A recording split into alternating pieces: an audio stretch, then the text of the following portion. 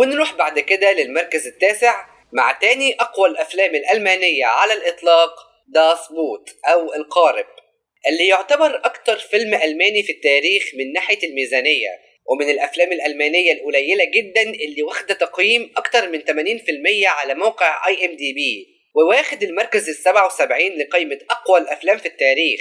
ومن قوته فاز ب 13 جايزة كبيرة، وترشح ل 11 جايزة تانية، منهم 6 أوسكار وواحدة جولدن جلوب. لك أن تتخيل فيلم غير ناطق للإنجليزية يترشح للجوائز الضخمة دي.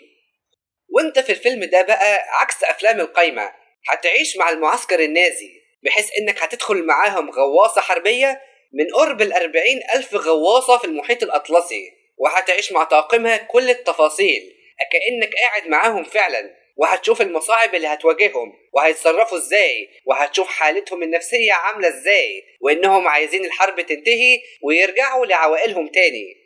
والجدير بالذكر بان في 40,000 غواصة انطلقت فعلا، مرجعش منهم غير قرب 1000 شخص. لك ان تتخيل حجم الخسائر اللي حصلت.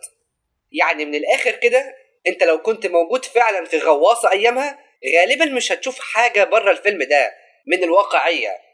ده غير المؤثرات الصوتية للغواصة حقيقية فعلا، متاخدة من غواصة حربية، وده احد اسرار نجاح الفيلم، الواقعية.